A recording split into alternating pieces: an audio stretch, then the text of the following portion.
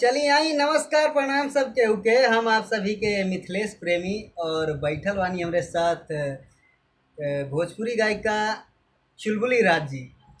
तो इन्हीं से मिली और कुछ बातें करी और हम लोग अभी गाना रिकॉर्डिंग कर रहे हैं। मतलब कंपोज यानी अच्छा फुल गाना आएगा, एकदम मस्त सुनने को मिलेगा। और अभी तो हम लोग थोड़ा ट्राई कर रहे हैं, प्रयास कर रहे हैं कंपोज। तो साथ में ड्यूट गाना कोई दिक्कत नहीं, एडिट करेंगे काट ली हो जाएगा। और बात करें चुलबुली रस से, ये कहाँ से आ गए?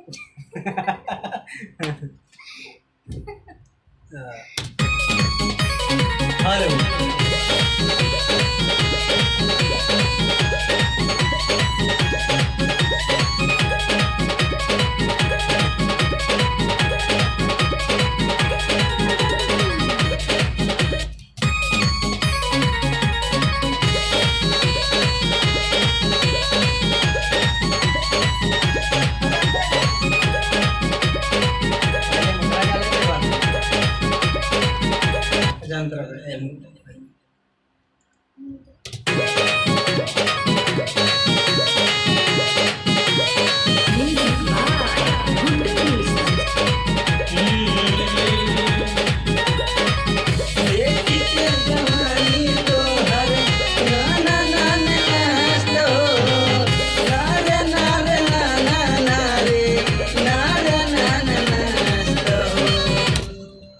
फिर से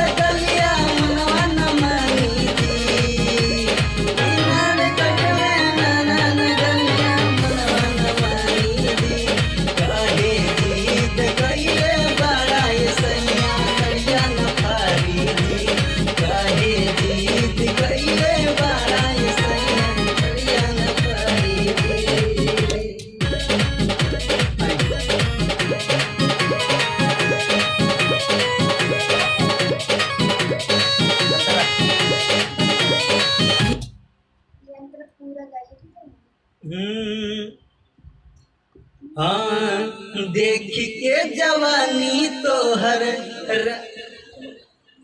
राही मन मस्त हो, कोई बना ही अब ही तू हाउ वाला टेस्ट हो। दोबारा इसको देख के जवानी तोहर राही मन मस्त हो, कोई बना ही अब ही तू हाउ वाला टेस्ट हो। बिना रे कटल तोहर गलिया मनवा न मानी जी, बिना रे कटल तोहर गलिया मनवा मानी जी काहे जीत कइले बड़ा ऐसा। चला पहले खाना खाना जल्दी से निकाल। ठीक ठीक ठीक ठीक। ले